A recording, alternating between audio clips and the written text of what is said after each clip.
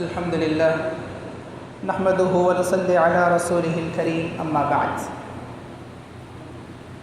حضرت انس بن مالک رضی اللہ تعالی عنہ بیان کرتے ہیں کہ حضرت ابو طلحہ رضی اللہ تعالی عنہ انصار مدینہ میں سب سے زیادہ مالدار تھے، اور انہیں اپنے اموال میں، اپنے مالوں میں سب سے زیادہ محبوب مال ایک باغ تھا جو مسجد کے سامنے واقع تھا، اور اس میں رسول اکرم صلی اللہ علیہ وسلم جایا کرتے تھے اور اس سے نکلنے والا عمدہ پانی نوش کیا کرتے تھے۔ پھر جب یہ آیت کریمہ نازل ہوئی لن تنالوا البر حتى تنفقوا مما تحبون، تو ابو طلحہ رضی اللہ تعالیٰ عنہ رسول اکرم صلی اللہ علیہ وسلم کے پاس آئے اور کہا، اے اللہ کے رسول، اللہ تعالیٰ اپنی کتاب میں فرماتا ہے کہ لن تنالوا البر حتى تنفقوا مما تحبون، تم اس وقت تک نیکی ہرگز نہیں پا سکتے جب تک اس چیز میں سے خرچ نہ کر دو جو تمہیں محبوب ہو، اور میرا سب سے زیادہ محبوب مال یہ باغ ہے، سو میں نے یہ اللہ کے لیے صدقہ کر دیا ہے،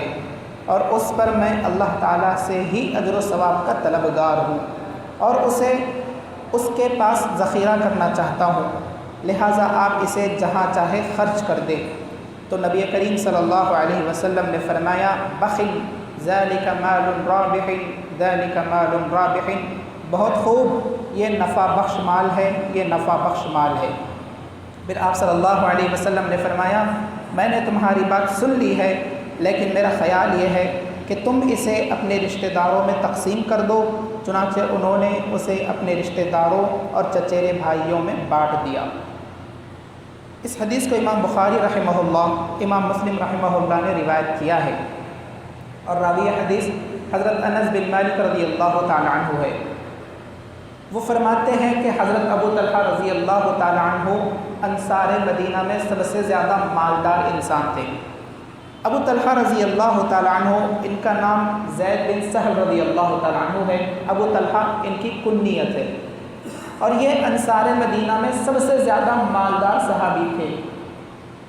انصار مدینہ سے مراد اہل مدینہ ہے، مدینہ والے لوگ ہیں، مدینہ والے صحابہ ہیں جنہوں نے نبی کریم صلی اللہ علیہ وسلم کی اور صحابہ کرام کی مدد کی جب آپ صلی اللہ علیہ وسلم مکہ سے مدینہ کی طرف ہجرت کر کے آئے تھے۔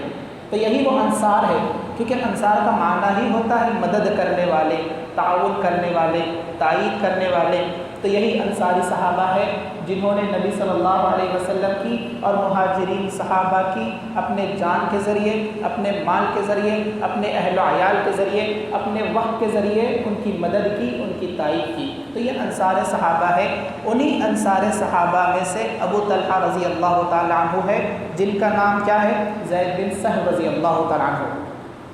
تو انس بن مالک رضی اللہ تعالیٰ عنہ فرماتے ہیں کہ ابو طلحہ رضی اللہ تعالیٰ عنہ انصار میں سے سب سے زیادہ مالدار صحابی تھے، مالدار انسان تھے، اور انہیں اپنے مالوں میں سب سے محبوب ایک باغ تھا۔ ان کے پاس ایک باغ تھا جو سب سے زیادہ محبوب اور پسندیدہ ان کے پاس تھا، اور یہ ایسا باغ تھا جس میں نبی کریم صلی اللہ علیہ وسلم جایا کرتے تھے، اور اس باغ سے نکلنے والا عمدہ پانی نوش کیا کرتے تھے، پانی پیتے تھے، سیر و تفریح کرتے تھے، آرام کرتے تھے۔ اللہ تبارک و تعالیٰ نے یہ آیت کریمہ نازل کی جو کہ سورہ آل عمران کی آیت ہے، لن تنالوا البر حتى تنفقوا مما تحبون وما تنفقوا من شيء فإن الله به عليم، کہ تم اس وقت تک نیکی ہرگز نہیں پا سکتے جب تک کہ اس چیز میں سے خرچ نہ کر دو جو تمہیں محبوب ہو، سب سے زیادہ پسندیدہ ہو، اور جو تم خرچ کرتے ہو اللہ تعالیٰ اسے خوب جانتا ہے۔ یہ آیت کریمہ نازل ہوئی، ابو طلحہ رضی اللہ تعالیٰ عنہ تک پہنچی، تو وہ نبی کریم صلی اللہ علیہ وسلم کے پاس آئے اور کہنے لگے، اے اللہ کے رسول، اللہ تعالیٰ فرماتا ہے کہ تم نیکی تک اس وقت تک پہنچ نہیں سکتے جب تک کہ محبوب چیز اللہ کی راہ میں خرچ نہ کر دو۔ تو میرا یہ محبوب باغ جو کہ مجھے بہت زیادہ پسندیدہ ہے، بہت زیادہ محبوب ہے، تمام مالوں میں سب سے عمدہ مال ہے، تو یہ باغ میں اللہ کے لیے صدقہ کرنا چاہتا ہوں، اللہ کی راہ میں خرچ کر دینا چاہتا ہوں۔ تو نبی کریم صلی اللہ علیہ وسلم نے فرمایا کہ بخل ذالک مال رابح، کہ بہت خوب، یہ تو بہت ہی عمدہ مال ہے، بہت ہی نفع بخش مال ہے۔ پھر آپ صلی اللہ علیہ وسلم نے فرمایا، کیونکہ ابو طلحہ نے کہا تھا کہ میں یہ باغ خرچ کرنا چاہتا ہوں، اللہ کی راہ میں صدقہ کرنا چاہتا ہوں، اور اللہ تبارک و تعالیٰ سے اجر و ثواب کا میں طلبگار ہوں، طالب ہوں۔ تو آپ صلی اللہ علیہ وسلم نے فرمایا کہ تم صدقہ تو کرنا چاہتے ہو، اس باغ کو اللہ کی راہ میں خرچ کرنا چاہتے ہو، میں نے تمہاری بات کو سن لیا ہے، لیکن تم اس باغ کو اپنے رشتہ داروں پر خرچ کر دو، اپنے رشتہ داروں میں بانٹ دو۔ تو انہوں نے کیا کیا؟ ابو طلحہ رضی اللہ تعالیٰ عنہ نے اپنے رشتہ داروں اور اپنے چچیرے بھائیوں میں اس باغ کو تقسیم کر دیا۔ یہ صحیح بخاری اور صحیح مسلم کی روایت ہے۔ تو اس حدیث سے کئی چیزیں ہمیں معلوم ہوئی، اس واقعے سے کئی چیزیں معلوم ہوئی۔ سب سے پہلی چیز کہ احسن مال، جو مال ہمیں بہت زیادہ پسندیدہ ہے، محبوب ہے، ان میں سے خرچ کرنا یہ اللہ تبارک و تعالیٰ کے پاس زیادہ اہمیت والا ہے، زیادہ فضیلت والا ہے۔ جو چیز ہمیں بہت زیادہ محبوب ہے، پسندیدہ ہے، مالوں میں ہو یا کسی بھی کھانے کی چیز میں ہو، پینے کی چیز میں ہو، پہننے کی چیز میں ہو، یا گھر اور بنگلے کی شکل میں ہو، اس میں سے خرچ کرنا یا اس کو اللہ کی راہ میں قربان کر دینا، یہ سب سے زیادہ افضل ہے، یہ سب سے زیادہ فضیلت والا عمل ہے۔ کیونکہ اللہ تبارک و تعالیٰ کا فرمان ہے تم اس وقت تک نیکی ہرگز پا نہیں سکتے جب تک کہ تم اس چیز میں سے خرچ نہ کر دو جو تمہیں بہت زیادہ محبوب اور پسندیدہ نہ ہو۔ ایسا نہ ہو کہ ہم کھا رہے ہوں تازہ، ہم پہن رہے ہو نیا، اور خرچ کر رہے ہیں باسی یا خرچ کر رہے ہیں پرانا۔ یہ بھی خرچ کرنا ہے، یہ بھی صدقہ کرنا ہے، لیکن افضل صدقہ یہ ہے کہ تم وہ چیز خرچ کرو، وہ چیز صدقہ کرو، وہ چیز خیرات کرو، وہ چیز اللہ کی راہ میں قربان کر دو جو تمہیں بہت زیادہ محبوب ہے، بہت زیادہ پسندیدہ ہے۔ اسی طرح اس واقعے سے، اس حدیث سے یہ بات بھی معلوم ہوئی کہ علماء کا، اہل علم کا، اہل فضل کا، صاحب مرتبت اور صاحب شرف کا باغوں میں جانا، کھیت کھلیان میں جانا، تاکہ باغ میں جا کر آرام کر سکے، باغ میں جا کر باغ کا پھل کھا سکے، باغ میں جا کر پانی نوش کر سکے، وہاں پر آرام کر سکے، سیر و تفریح کر سکے۔ تو اہل علم کا، علماء کا، صاحب مرتبت آدمیوں کا جانا، اس میں کوئی حرج کی بات نہیں ہے۔ باغ میں جانا، باغ میں ٹہلنا، آرام کرنا، یہ کوئی قباحت والی چیز نہیں ہے، برائی والی چیز نہیں ہے، بلکہ یہ جائز ہے۔ نبی صلی اللہ علیہ وسلم کیا کرتے تھے؟ ابو طلحہ رضی اللہ تعالیٰ عنہ کے باغ میں جایا کرتے تھے، آرام کیا کرتے تھے، پانی نوش کیا کرتے تھے۔ تو ہمارے لیے بھی جائز ہے کہ ہم باغ میں، کھیت کھلیان میں جائیں تاکہ آرام کر سکے، پھلوں کو کھا سکے، اور اس وقت جب کہ سامنے والا اس بات سے خوش ہوتا ہو۔ اگر ہم اس کے باغ میں جائیں گے یا اس کے کھیت میں جائیں گے، وہاں پر آرام کریں گے، وہاں کے پھلوں کو کھائیں گے، اگر سامنے والا بہت زیادہ خوش ہوتا ہے ہمارے آنے کی وجہ سے، تو وہاں پر جانا چاہیے اور وہاں پر آرام کرنا چاہیے، اس میں کوئی قباحت والی چیز نہیں ہے۔ تیسری چیز جو اس حدیث سے معلوم ہوئی وہ یہ ہے کہ صحابہ کرام کی فضیلت اس حدیث میں معلوم ہوتی ہے کہ اللہ کا حکم آیا کہ تم نیکی اس وقت تک پا نہیں سکتے، نیکی کو اس وقت تک پہنچ نہیں سکتے جب تک کہ تم اللہ کی راہ میں اپنا محبوب مال خرچ نہ کر دو۔ یہ آیت کا نازل ہونا تھا، اللہ کا حکم ہونا تھا، صحابہ کرام نے اس پر عمل کر دیا، فوراً لبیک کہہ دیا۔ تو گویا کہ صحابہ کرام دین کے معاملے میں، نیکی کے معاملے میں، خیر کے کاموں میں بہت زیادہ سبقت لیتے تھے، کچھ سوچتے نہیں تھے، کچھ دیکھتے نہیں تھے، بلکہ حکم ہو گیا خلاص اس پر عمل کیا کرتے تھے، فوراً عمل کیا کرتے تھے۔ تو یہ صحابہ کرام کی فضیلت ہے۔ چوتھی چیز جو اس حدیث سے معلوم ہوئی وہ یہ ہے کہ اگر کسی شخص نے نیکی کا کام کر دیا، معروف کا کام کر دیا، بھلائی کا کام کر دیا، تو ہم ایسے شخص کی ہمت افزائی کریں، ہم ایسے شخص کی تعریف کریں، اس کے عمل کی قدردانی کریں اور اس کے اس عمل پر خوشی کا اظہار کریں۔